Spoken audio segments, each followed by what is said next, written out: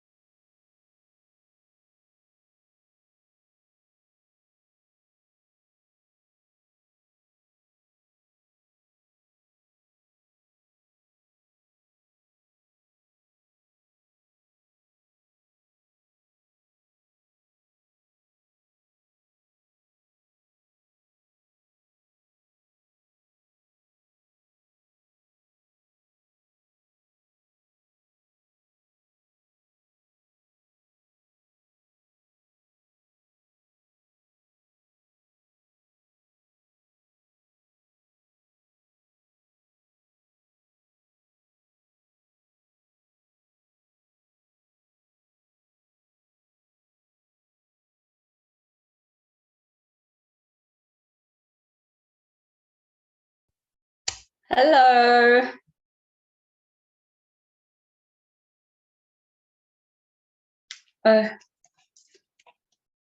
Just hang on.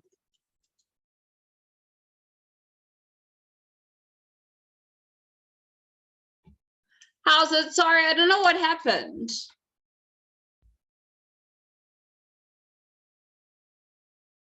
Can't hear you.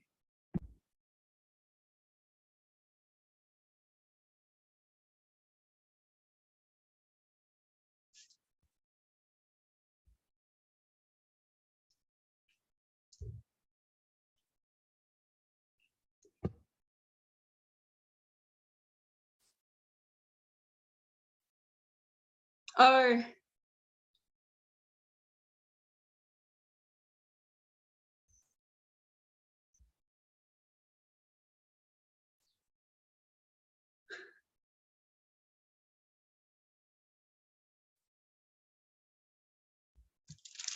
Hi.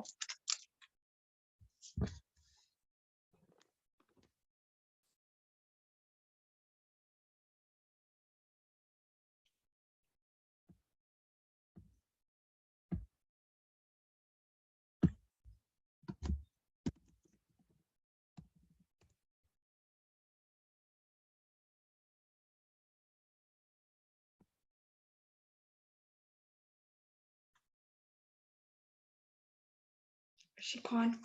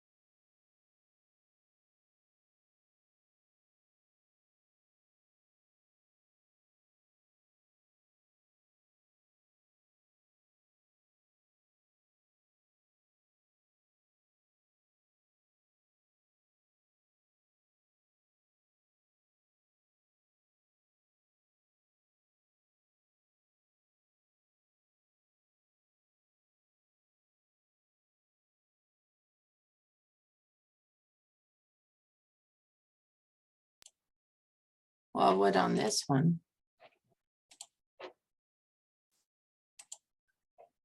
Good morning. Quit. Turn it. Turn it that way. Turn the camera. Oh, turn the camera. Okay. There we go. I found a Christmas. Oh, good. Thank you. Santa Claus They're one. listening to us. Or Cam is listening.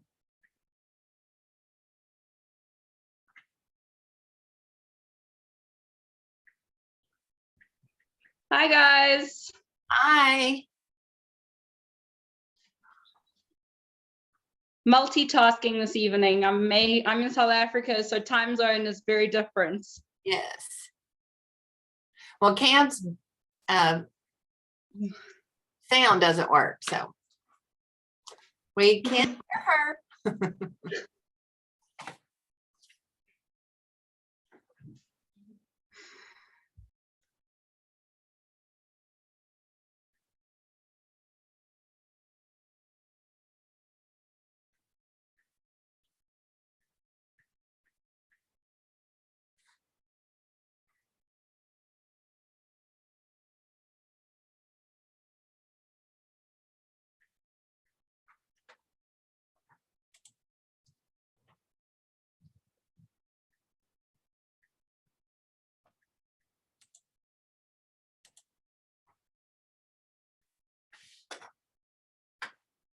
Are you ready for Christmas? Yes.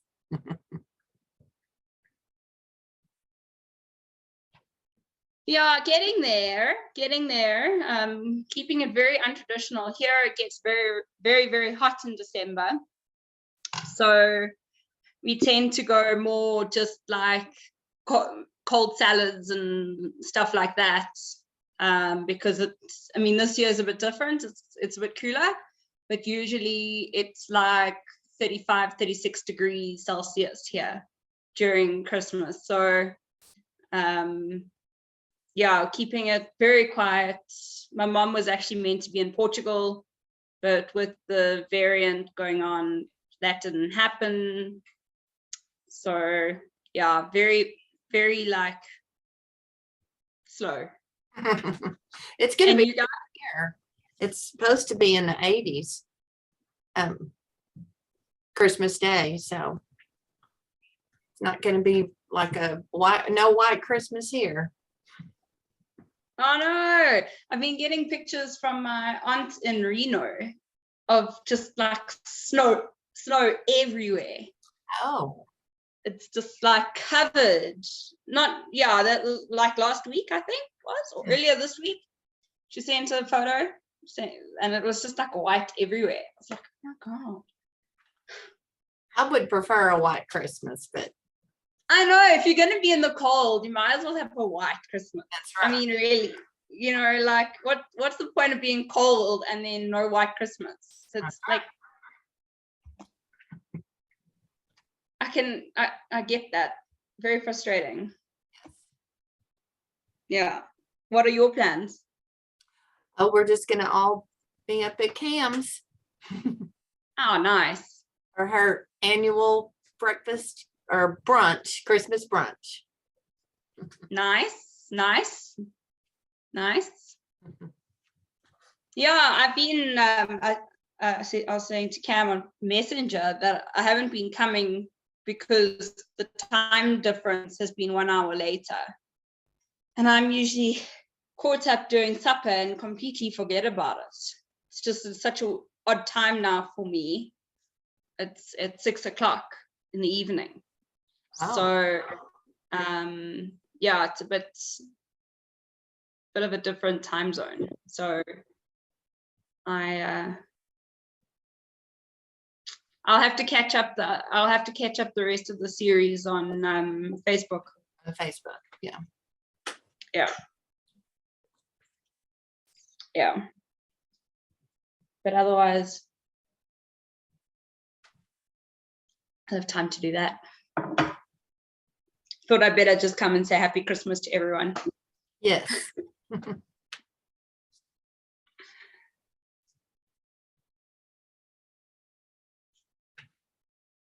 Yeah.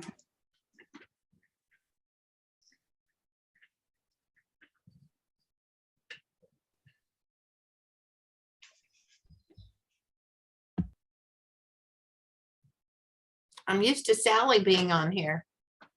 And have you heard how she's doing? How is she doing? Sally, why don't you tell us? Is Sally here? Sally. Are you here? We Is don't- she on Shades? We can't. I can't confirm or deny. I'm here. Are you there? How are you doing?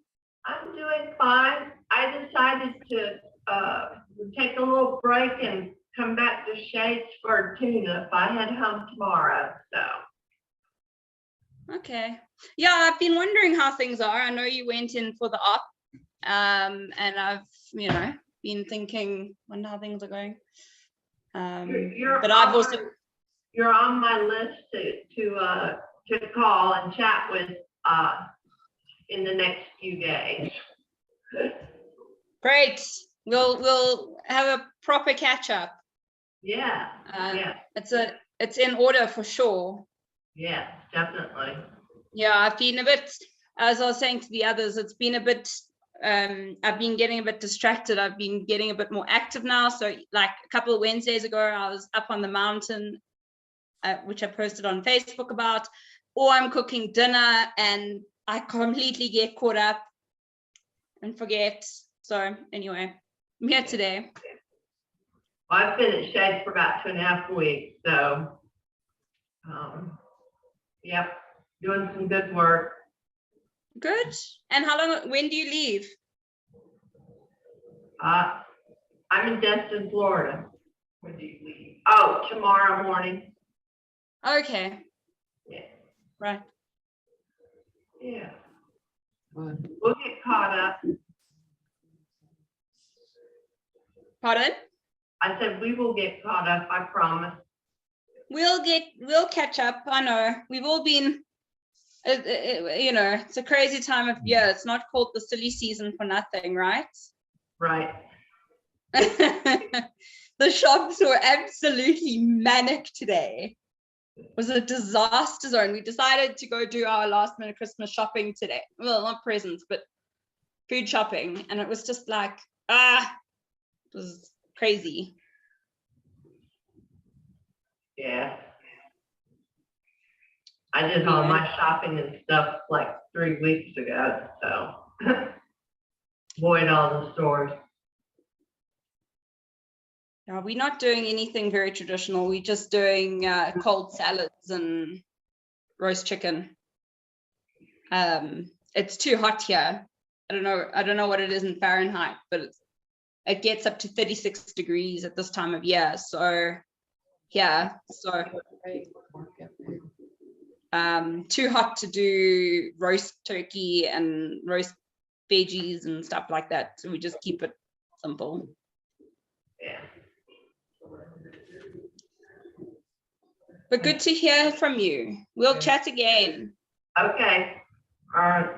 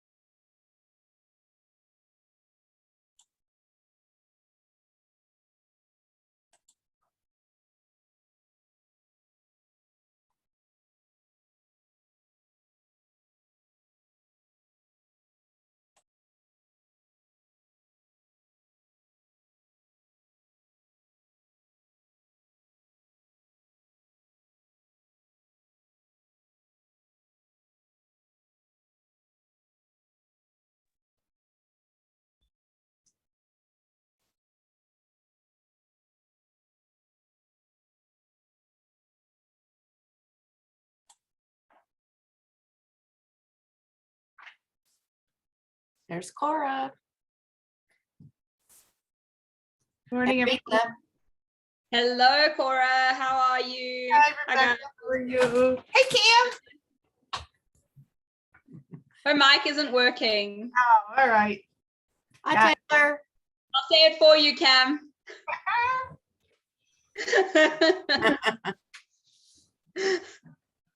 Hello. Must be so frustrating. Hello. Kim. Hey.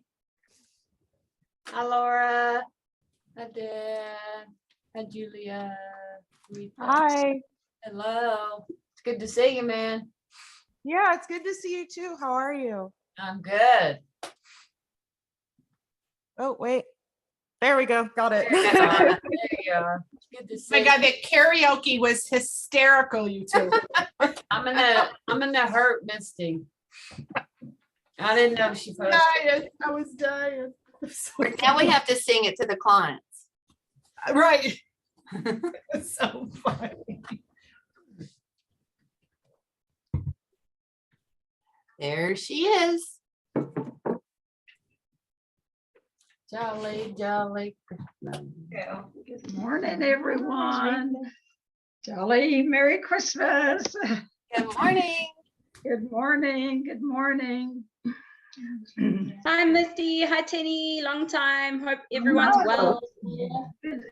Good to see you. Good to see all of you this morning. Everyone ready for Christmas? Excited? Getting there. Getting there? All righty.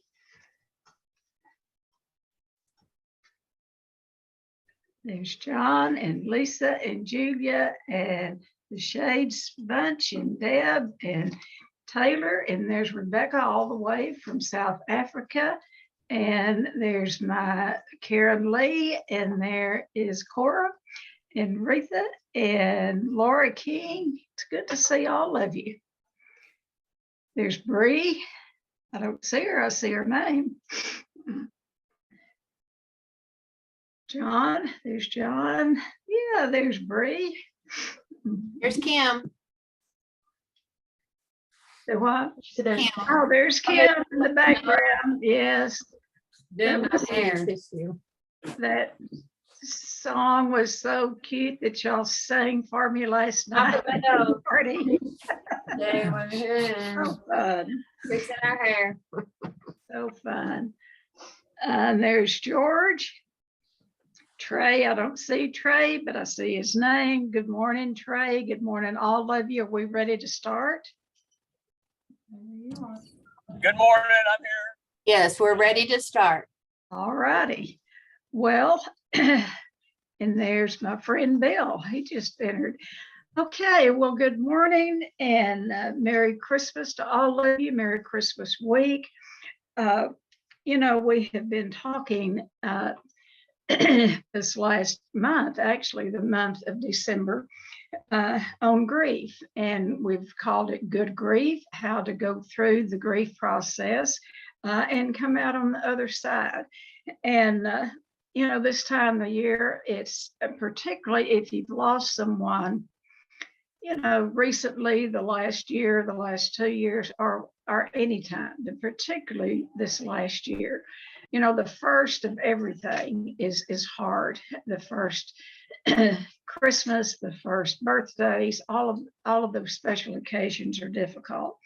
And so my heart goes out to each of you that are grieving someone that you've lost fairly, you know, in this past year, the last couple of years.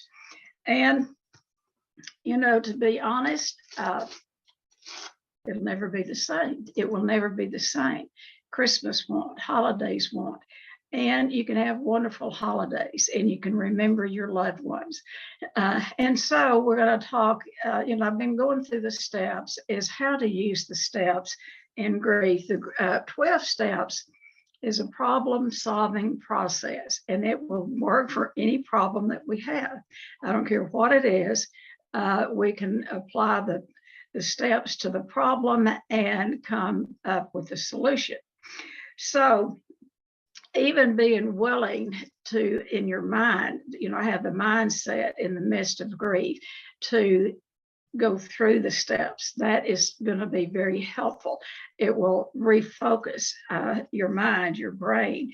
And, grief is not at all about forgetting your loved one. Never, ever. It's not about that.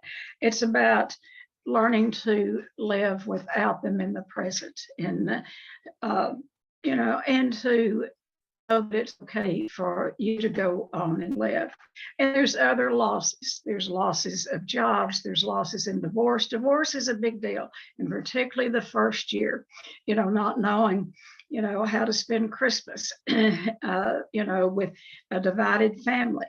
And then those of you that have blended families, there's a certain grief, I think, that goes on during the Christmas time of remembering, holidays past and all. It's just different. It's change.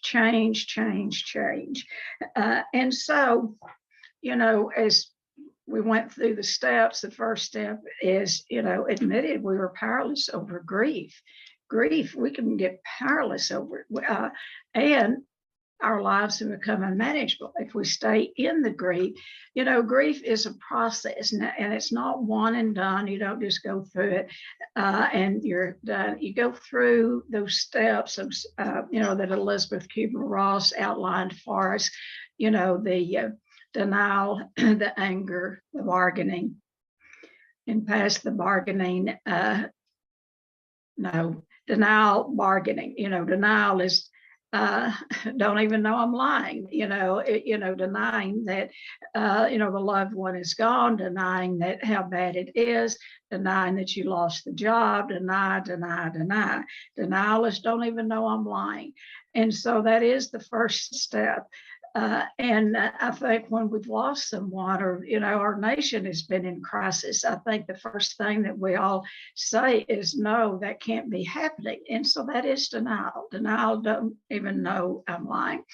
And so we get past that, and then we want to bargain it away. Well, bargain.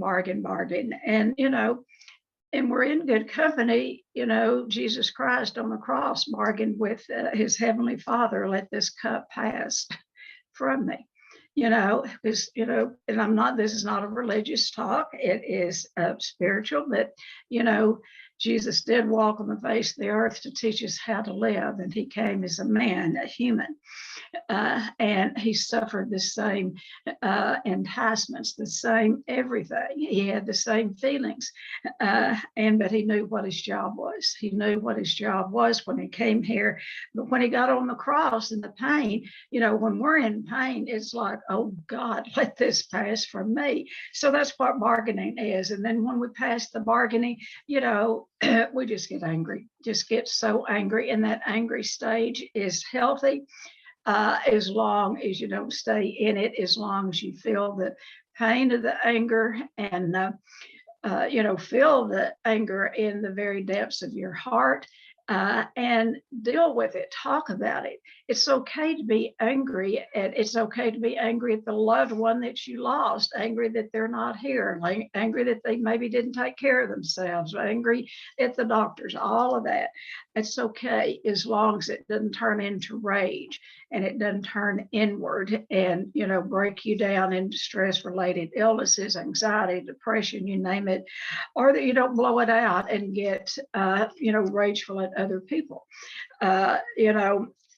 And I'll say that first year after my husband passed away, I'd be in the mall or somewhere out walking or something, and I would see an older couple walking and holding hands and talking and all.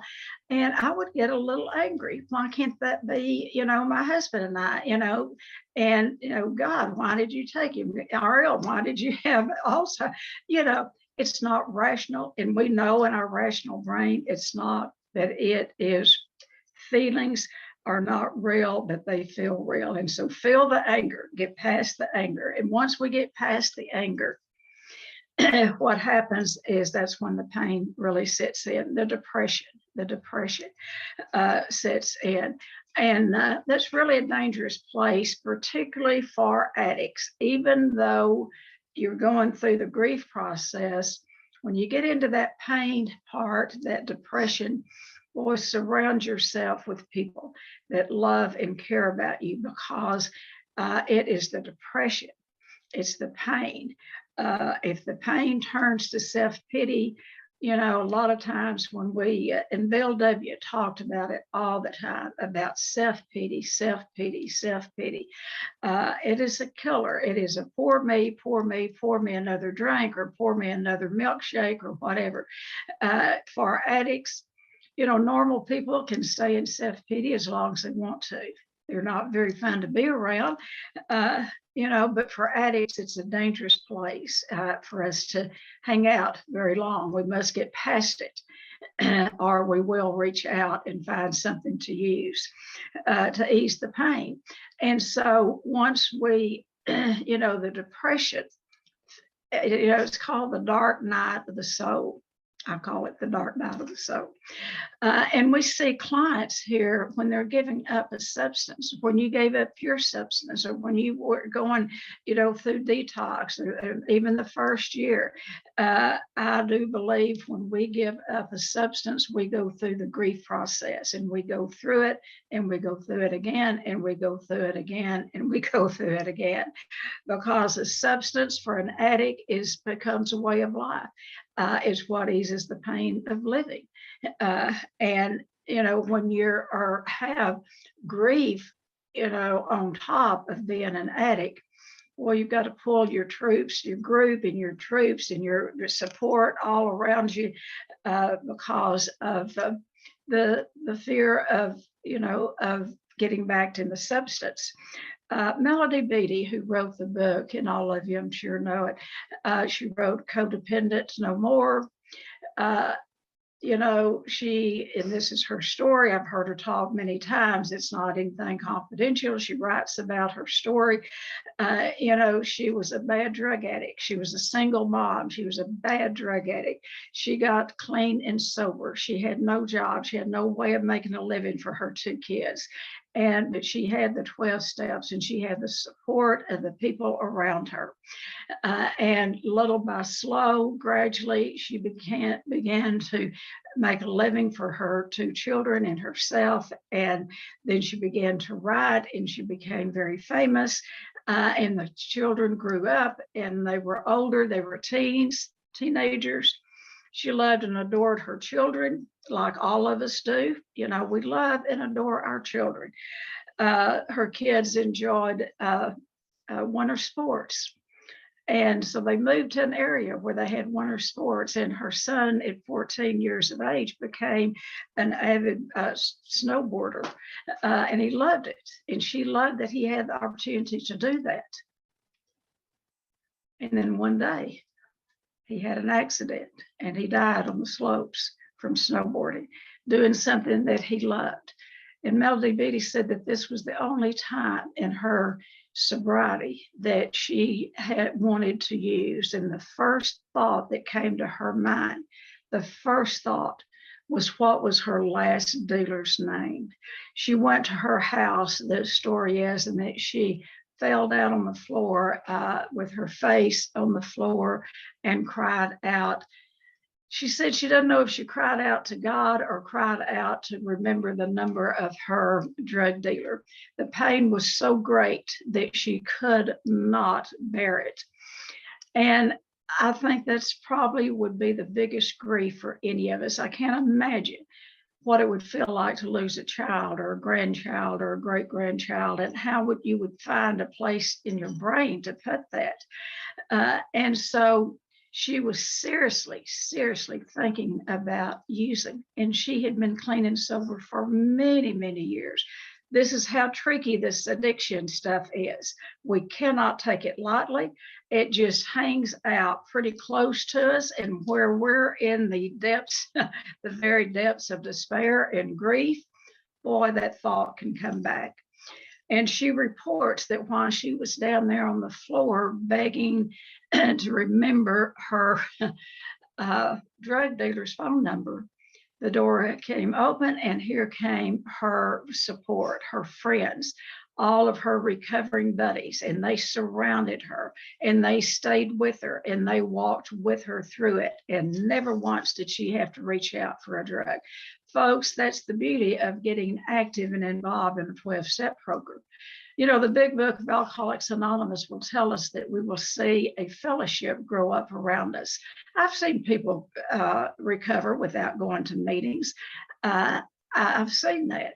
I think that there's a big missing, and there's a big missing in my life now because of the pandemic and trying to keep our clients safe. You know, I haven't gone to face-to-face meetings, and I'm going to, and I'm missing it. It's the fellowship. And had she not been involved in a 12-step program and had those close relationships, who knows, she might have remembered the number of her drug dealer. So, you know, that is being in the depths of pain and depression, and that hurts so bad. It hurts so bad. And, you know, for grief, there's no timetable. There's no timetable, and you know, you can get some relief and then it comes back and relief, and so at some point it hurts so bad that we say, okay, God, I give up, I surrender. I cannot do this by myself, you know. But particularly being addicts, we try to handle everything ourselves until the pain gets too great, and that's so with grief. And then we finally surrender. And when we get to that surrender place, we get to acceptance. And acceptance, you know, I read it the other day. Acceptance is, and I'm going to read it again because I love it. And I'm hoping that there's some new people on here. And the big book of Alcoholics Anonymous, the first 164 pages will tell you precisely how to recover from any addiction. But guess what? It'll also tell you precisely how to live. You know, you take out alcoholic and, you know, put in human being, you know, we're all alike. We are all alike in so many ways. The only thing, an addict, you know, I think we're a little more self-centered, not a little bit, probably a whole lot. We have to live a different type of life than so-called normies. And it doesn't mean that we put ourselves up on pedestals and that we're wonderful and all of that. It means that we have to stay close to people in recovery, and that we must never forget that we have the disease, because once we forget it, we'll go back to it. And that's called relapse. And relapse is high. Relapse is high this time of year. I'm getting calls and texts every day, people in trouble. And it's because a lot of times unresolved grief, or grief around the holidays, that they're not like they used to be, and, you know, different things. And some of the people that I'm hearing from haven't picked up yet. And by the grace of God, they've, you know, texted me or call, and I, you know, say, call your sponsor, go to a meeting, do whatever you have to do, don't pick up. And if you do pick up, get off your own back, stop it, go to a meeting, reestablish. It is a disease. It's not a moral issue. So we got to get to the point, you know, of acceptance.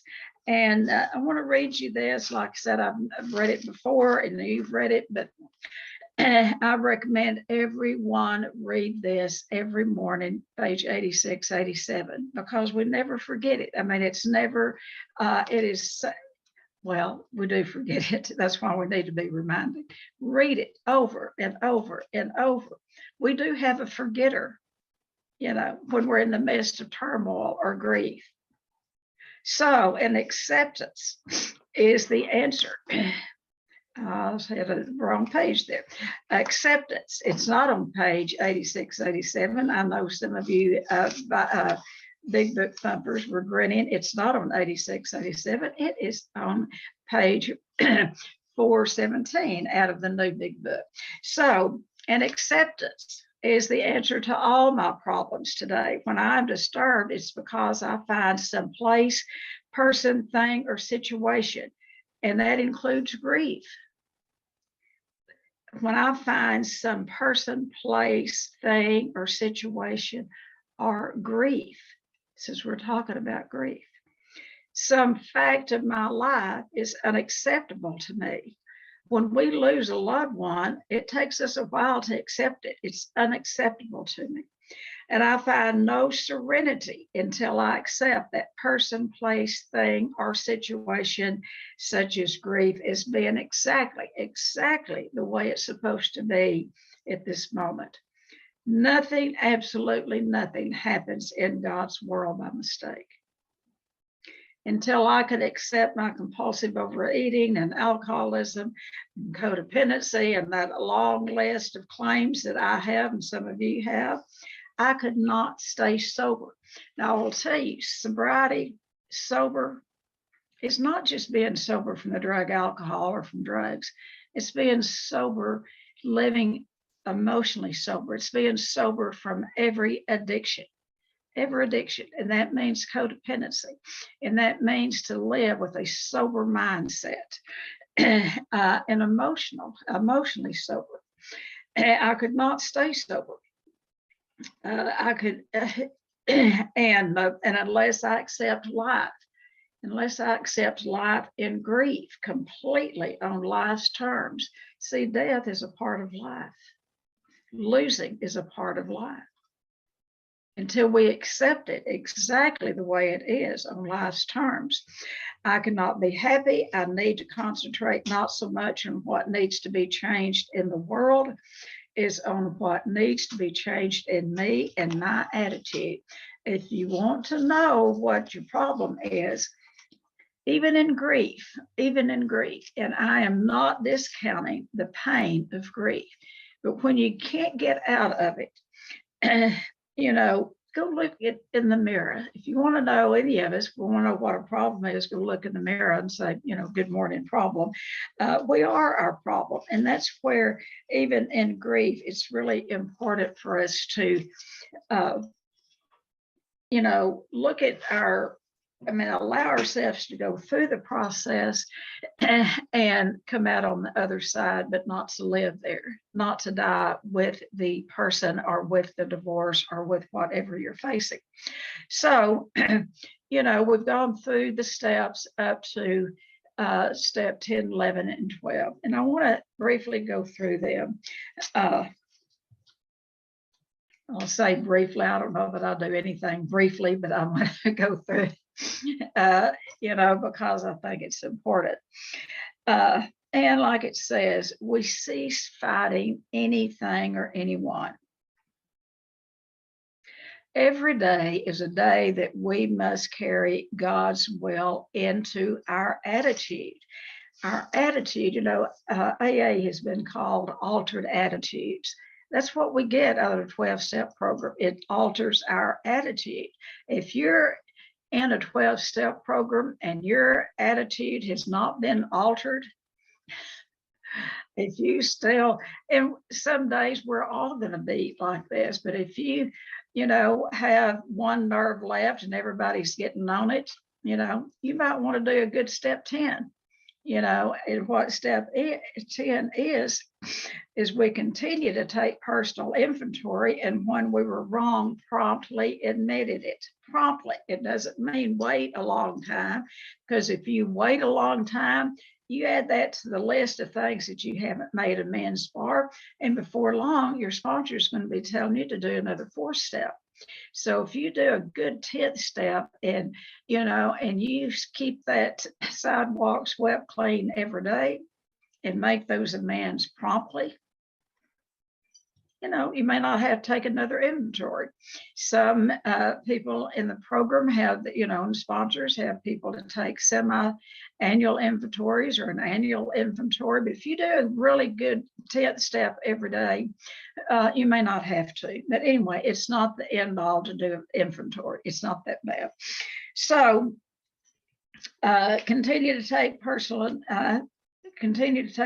inventory, and when we're wrong, properly admitted it. A man can fail many times, but he isn't a failure until he blames someone else. Listen to that. A man can fail many times, but he isn't a failure until he blames someone else. when I think of codependency, one of the biggest symptoms of codependency that I experience, and I see this with other, people I work with, is there always had to be someone to blame, to find blame in something, someone. And it was to take the focus off of myself. Well, they did so and so. Well, what do you think about them? What do you think? And when we start blaming other people, we can inventory in step 4 and see that where we're resentful and angry at people, around, maybe the loss of a job or the loss of a divorce or the loss of people in death. It's good to see that. It's good to get our resentments out in the open, write about them, talk about them in step 5, see what those character defects are in 6, be willing to have God remove them in 11. And I will tell you, you cannot remove them yourself. This is a God deal. God can and will remove your character defects. Now, it works in partnership. To the best of your ability, stop living out of your character defects. God has the ability to zap us all and shape the way he wants us, but he doesn't do that. He gives us a free will. So step 7 is, God can and will remove those character defects if we get out of the way. And how he does is when we least expect it, that character defect that just really got to us will be less and then less and less. We'll be more conscious. See, we go unconscious with our character defects and we act on them. And like that, we're reactors instead of responders. So back to codependency and back to step 10, I see this, I think with most addicts, but I think I see it more grounded in codependency and that in looking to place blame. And, when we want to place blame, it is about, we're all going to fail. We are, they are, everyone's going to fail. But for us as recovering addicts to sit around in codependence, to want to find someone to blame, it keeps us in that addiction sick spiral. And that's what a good 10th step will help you do, to help you stay out of that over and over every day. And like I said, grief is not a one and done process. It's ongoing. It is ongoing. And, think back at Christmas coming up, and I know looking at here that many of you have lost loved ones. Some of you have had divorce. Some of you have had failures in employment, different things. Some of you have been in relapse. That's a grief. Grieve the relapse. Get off the, get on your knees, do a good step 7, and see what character defect reared its ugly head that, your thinking then got you back into the disease, and then get up off your knees, ask God to help you, and get up off your knees and off your ass and go to work. That's what it is. I mean, you can't just sit around. This takes work, folks. You got to be willing to be, you've got a choice. Do you want to stay sick or do you want to get healthy? Do you want to get well? I mean, that's the bottom line.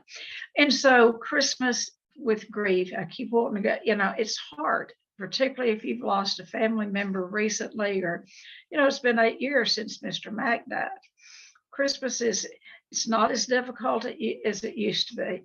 But when we look down at the end of the table where he sat, and my husband wasn't one that drew much attention to himself. He did not rule the family. We honored him by, allowing him to sit at the head of the table and letting him think he was the head of the family. No, he was in many ways. And so my grandson, Spencer, 19, he sits in that honored seat now. And what we do, around Christmas, you know, we usually will find things funny to talk about Mr. Mack. He was a big joker, and you know, we'll somehow around the holidays and around that dinner table, something will come up. We will remember him. Yes, we miss him. We miss him every day. But we also can remember the good things, the good days. And I'll tell you one of the things that I remember about my husband. I don't care who was here. No, the holidays fall on different days of the week, and I don't care who was here. That had been the president of the United States. If they, you know, we'd be sitting around playing dominoes or whatever, you know, and all of a sudden he'd reach back by his chair and he'd pick up this big book and he'd say, "You folks, y'all carry on. Do not leave. I'll be back in an hour and a half."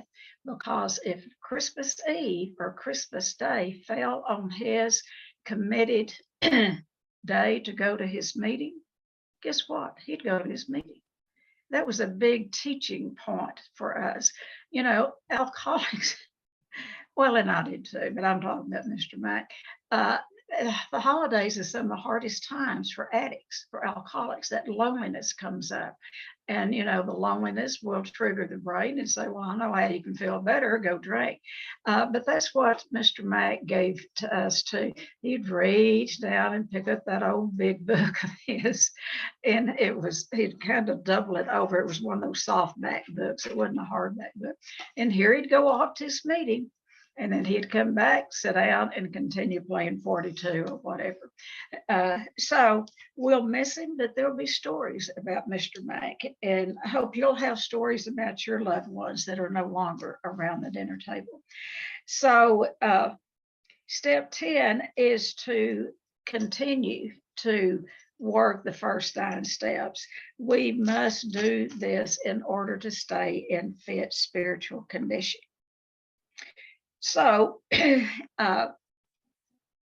order to stay in fit spiritual condition, it takes us up to step 11. Step 11 is continued. I have it written down here, but what did I do with it? Anyway, you know what it is: sought through prayer and meditation.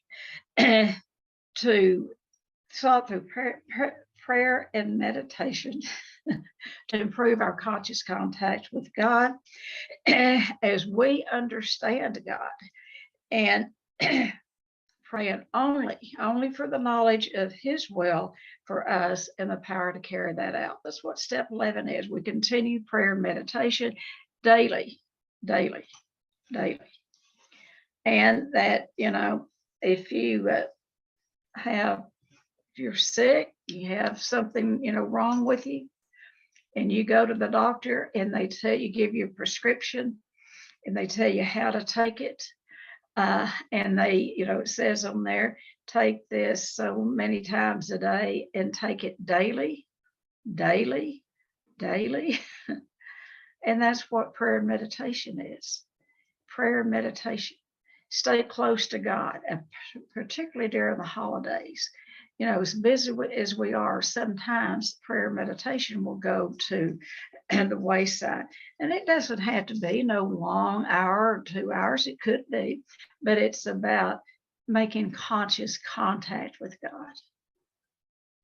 And then getting up off of our knees and asking for the power to carry out His will. And so, step 11, you know, we're instructed and we teach people at Shades, don't get ahead in this book. This is, you know, a novel is to be read one time unless you have, you know, you get old and you forget, you can read it again. But anyway, a novel is usually read one time. A textbook, a reference book, you know, get a book out and maybe look up something like a dictionary. They're almost, you know, well, you get on Google is what you do. But, you know, a textbook is to be studied over and over and over. And that's what this book is. The Big Book of Alcoholics Anonymous is a textbook. It tells us precisely. It doesn't tell us perhaps or maybe. It tells us precisely how to recover from any addiction, and I believe that includes codependency. So we recommend that people not get ahead in the book. You know, you start at the forward, and go forward, except this one passage. And we recommend that people read this every day. Get ahead of the book. I'm giving you permission, get ahead of the book. And page 86, 87. I'll tell you, when you know old timers, most old timers still read this. And this is a passage that I've heard myself say, and I've heard it from old timers. You know, there's parts of this book that I can quote like that. I can quote it. But for some reason, this passage, I've never been able to quote it word for word.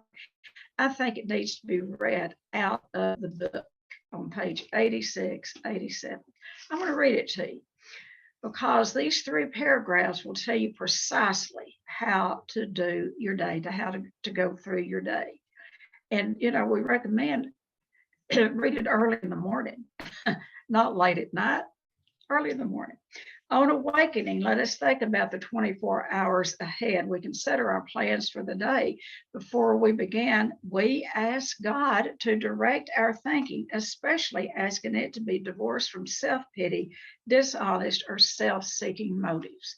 We're addicts are eaten up with self-pity sometimes and self-seeking motives. That's the nature of the brain of an addict, is self-seeking. And we have to fight against it when we have to ask God to remove those things from us. Under these conditions, we can employ our mental faculties with assurance, for after all, God gave us brains to use. Use your God-given brain. And I'm talking to me too. Our thought life will be placed on a much higher plane when our thinking is cleared of wrong motives.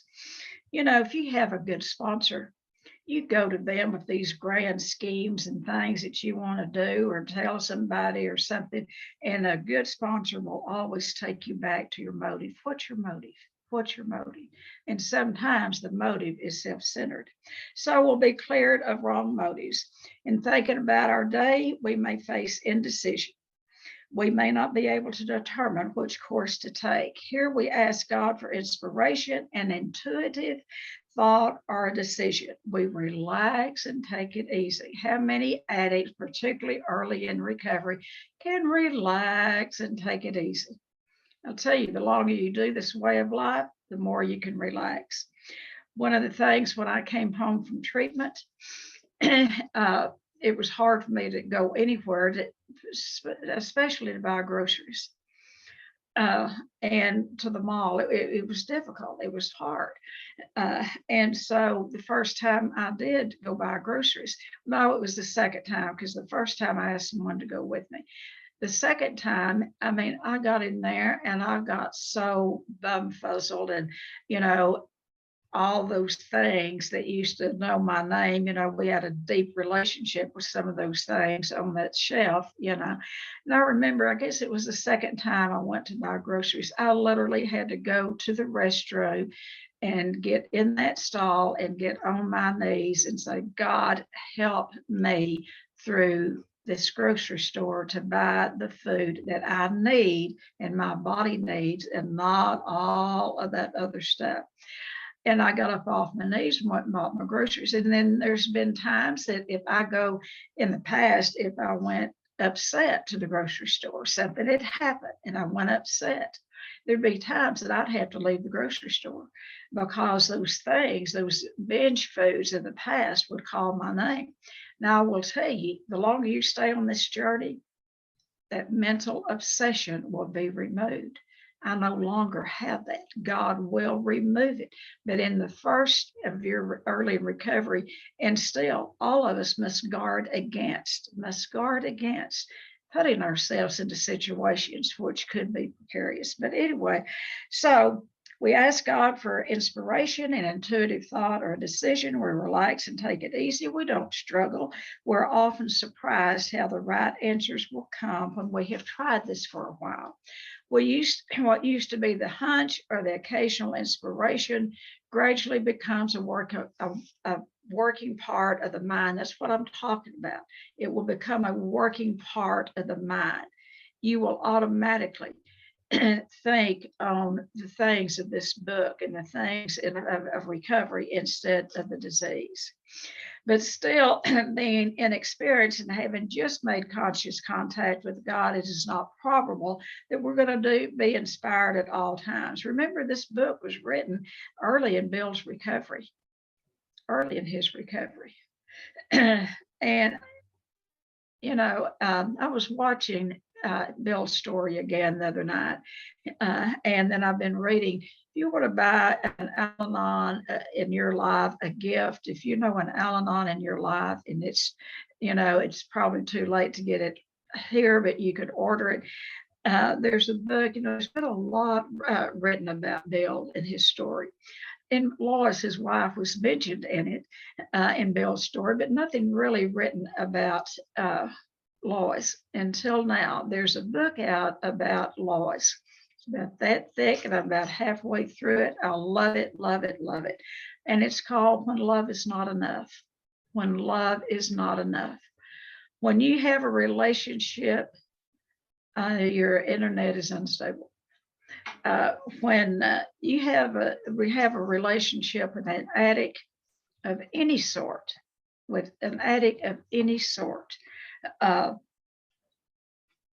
it's difficult. It's not easy. It's not easy to live with an addict. Well, I mean, excuse my language, hell, it's not easy to live with ourselves as addicts, let alone other people who, you know, to live with us. We're not easy people to live with. We are not. I've, you know, was married to an alcoholic, but I've haven't lived, well, I say I haven't lived with an eating disorder person. See, denial. Yes, I have. Anyway, but I've never lived with a compulsive overeater. I think that would be hard because we're hard people to live with, I think.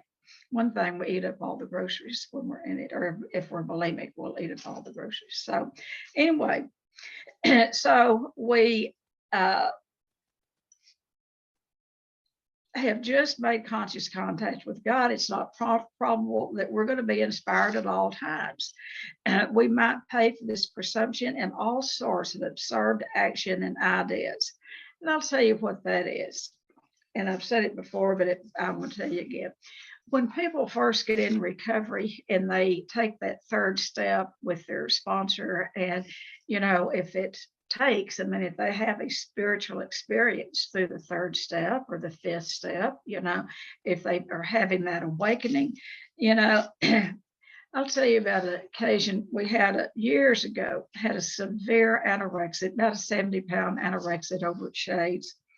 This is what you have to guard against in yourself, and then working as sponsors and working with others. But I went over one morning to go to work when I was working all the time. And this young girl, 70-pound anorexic, had all of her bags packed. And I said, well, what are you doing? She said, well, I'm going home. Really? And I said, well, what made you decide that? Have you talked to the staff? Have you talked to your parents? No, but my sponsor came out yesterday and I took step 3 with my sponsor. And last night, God told me to leave treatment. God doesn't speak like that. You know, she wanted to leave and she blamed it on God. So be very careful in yourselves and other, you know, check out your thinking with someone else. I always say, check it out with at least, when it's a really big decision, you know, about your life, check it out with 3 safe people in the program. and always go to your sponsor. Talk to your sponsor. Nevertheless, we find that our thinking will be, as time passes, be more and more on the plane of inspiration. We come to rely on it. We usually conclude the period of meditation with prayer that we be shown all through the day what our next step is to be, that we will be given whatever we need to take care of the problem. We ask especially for freedom from self-will. Boy, self-will, addicts, we just want our way. It's better. I mean, I really most of the time don't want my way. Sometimes when I really do want my way, I let it be known. I found my voice today. As codependents, a lot of times we would let other people have their way, and then we wouldn't stand up for ourselves and have a voice, and then we'd get resentful later. And many codependents are also have eating disorders, and so we would get our feelings hurt or whatever, and we'd go eat over it. So just have to guard against these things. And we ask especially from freedom from self-will, and be careful never to make requests for ourselves. We may ask for ourselves, however, if it will help others, if others will be helped. Ask God in your morning meditation every morning what you can do for someone else. I started many years ago, and God put someone in my life today, someone in my life that I can minister to. And I'll tell you, it's always been a 12-step program. You have to watch, open your eyes, see where there's needs. One year, and I talk about the oil business being on a roller coaster, but one Christmas, the oil business had been good. We had, we had some money, and, life was good. And I was standing in a long line at the post office. It was before packing mail and all that. We had one source of, so I was mailing packages to my husband's kids that were with his mother at that time. Anyway, standing in line, and there's this little woman behind me, and we just got to visiting. And I could tell she was like stressful. I don't know what I could tell. It was way before I was a counselor, but I kind of still had. Anyway, we got to talking. And what she said was that their Christmas wasn't going to be very big. She said, I don't know what I'm going to do. It was really close to Christmas. Her husband had been hurt in the oil field really bad. And, there would be a lawsuit. He would get a big lawsuit, and he would get money and blah, blah, blah. But they didn't have anything, because they were hardworking people, and they had money. They had a check coming in. They didn't qualify for welfare. There was nothing available for them, because of that sickness in her husband. He couldn't get a paycheck at that particular time, that close to Christmas. And so I asked her if she'd give me her number and her address. I said, would you be offended if I offered for family and I to help you? And she started crying, and I started crying, and she gave me the number. Anyway, I went home and told the kids. Our kids were younger then. They got so excited, and we got all the kids' names. They drew names for those kids. We went to town shopping. It was TGNY then. It was not Target. It was other little stores and Gibson's, but they went shopping. The mall wasn't even here. But they had so much joy out of buying those kids' presents and wrapping them. And we got a Christmas tree and decorations. We got the whole ball of wax. That was before, there wasn't a lot of artificial trees. You had to buy a real one. Those folks didn't have a tree that year. So when my kids talk about Christmases in the past, they talk about that particular Christmas. And then after that, every year they want us to find a family. And, we've had some really good experiences, and we've had some that was not quite so good. But the kids we all got the good experience out of giving to others. So help someone else, and that's what it says. We may ask for help for ourselves. However, if others will be helped, help someone else. We're careful never to pray for our own selfish ends. Many of us have wasted a lot of time doing that, and it doesn't work. You can easily see why, because we would beg. I would beg God, help me to stop eating while I was eating. I wanted him to knock the food out of my hand. Oh, God, help me. And guess what? He did. He sent me to Overeaters Anonymous. He sent me to treatment. Sent me lots of help, lots of angels in my life.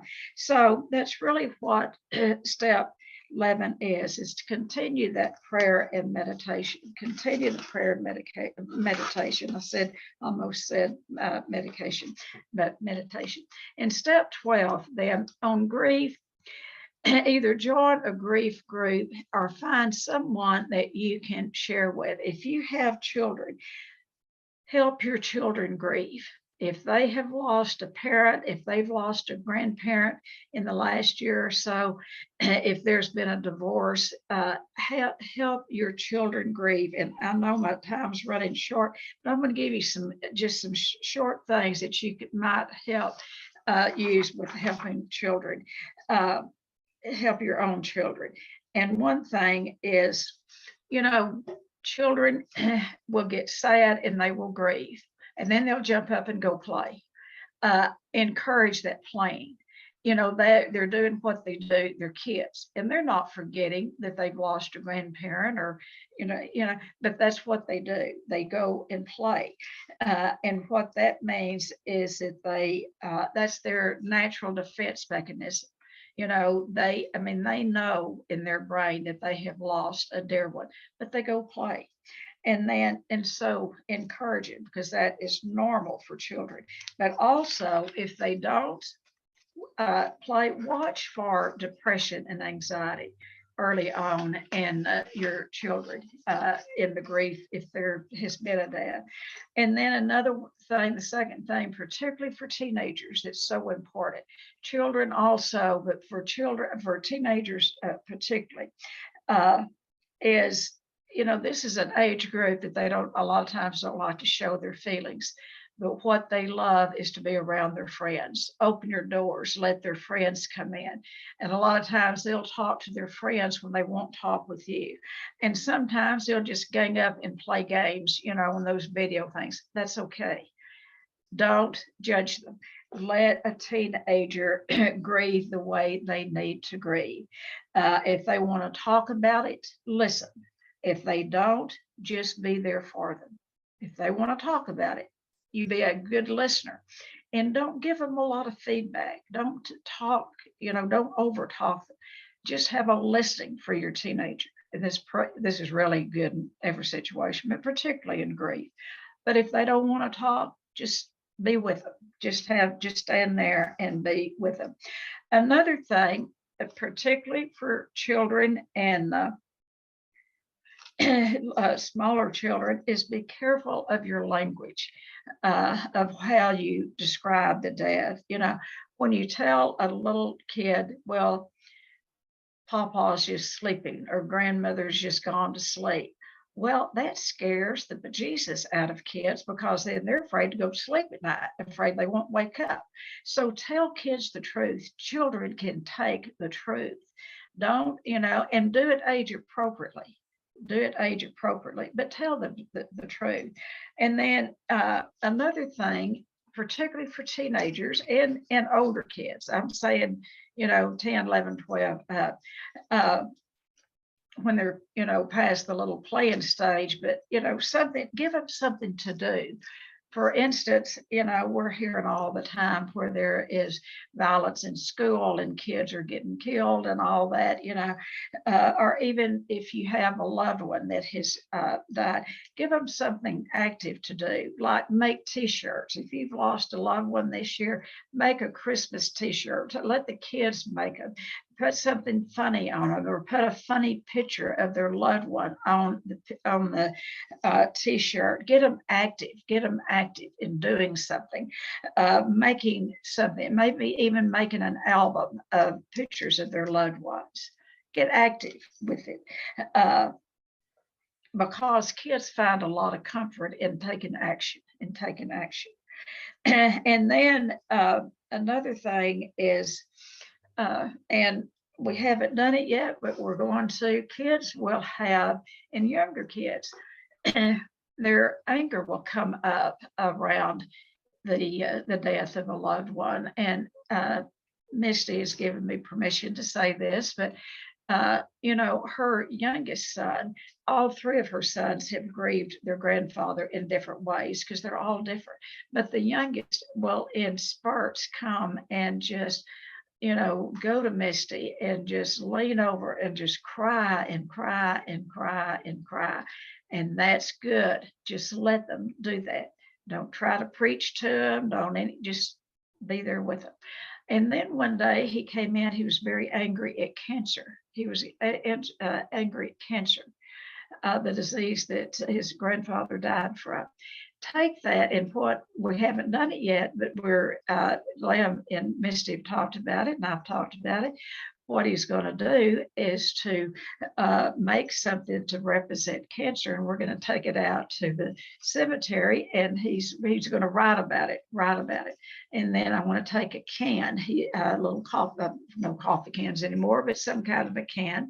We're going to take it out there, let him read it to his grandfather, and then we're going to burn that and put it in a can. Do something visual, something active with kids. That's how kids respond. And then really, and this goes for yourself and for the children. Grief ebbs and flows. It's kind of like an ocean. It ebbs and flows. The water will come up, it'll go out, it'll go up, it'll go down. And that's how grief is. And if it stays too long, and if it's too unbearable, and whether it's in your children or in yourselves, if that dark night of the soul keeps lingering and lingering and lingering, do yourself a favor and get professional help. Go to a grief counselor, and they may offer a grief group. Do whatever you need to do to take care of yourself and to get past the grief cycle. And then it's okay for your children to see you grieve.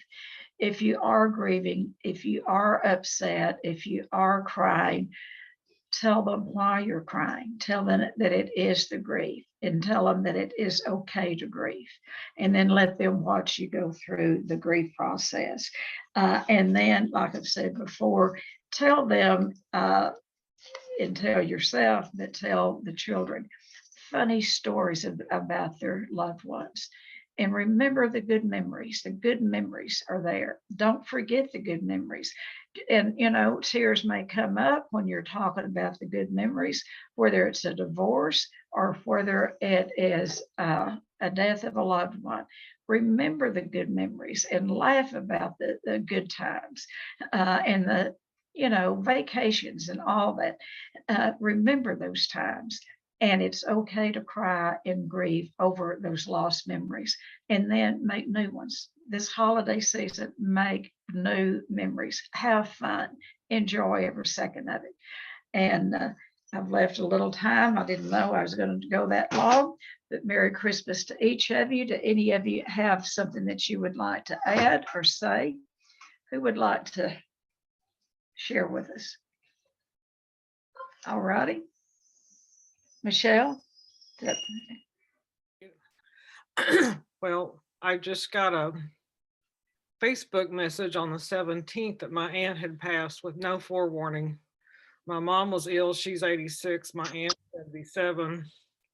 And then I got this ridiculous obituary from her kids that was just sarcastic and rude and mentioned hoarding and everything. And I called them and I said, you're not allowed, because I try to control everything, you're not allowed to use the word hoarder.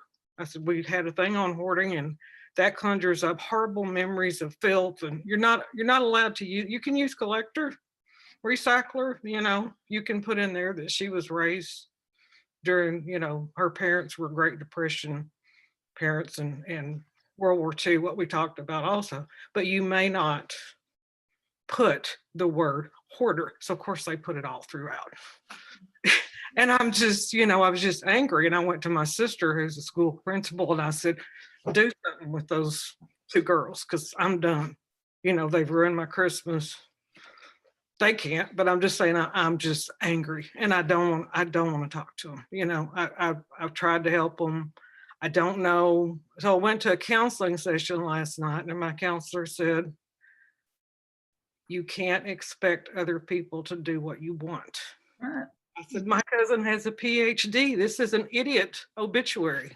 He said, that PhD doesn't help her with grief.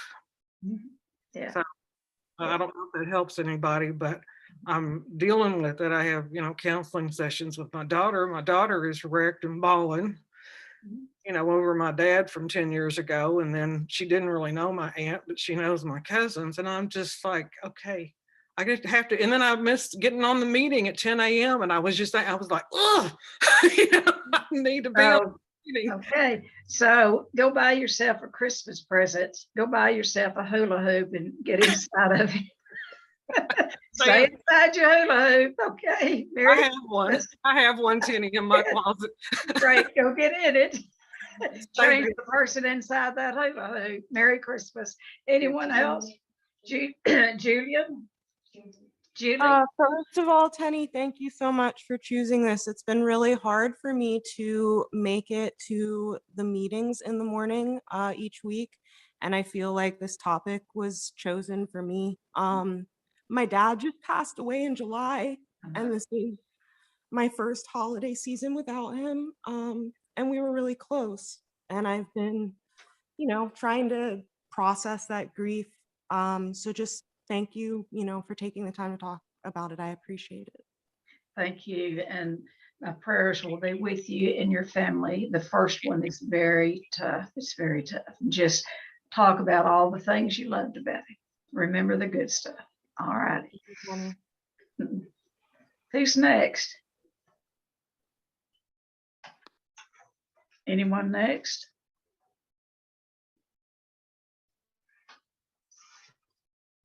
Rebecca?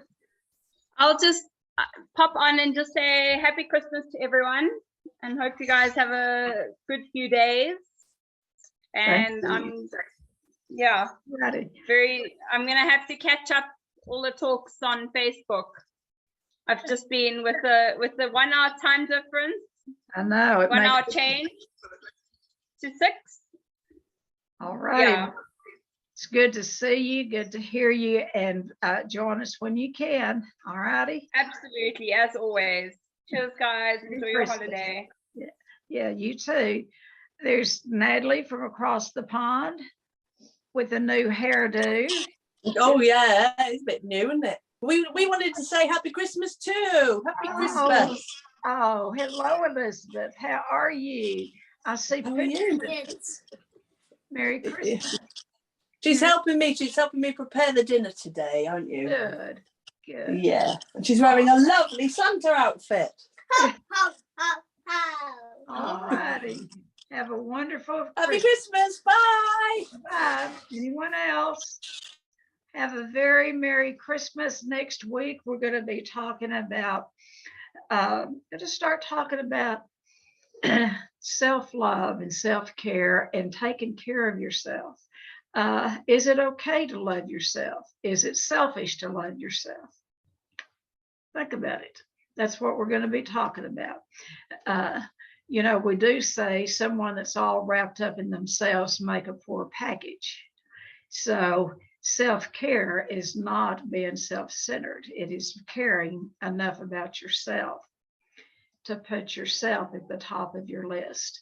Because if we don't take care of ourselves, we don't have anything to give anyone else.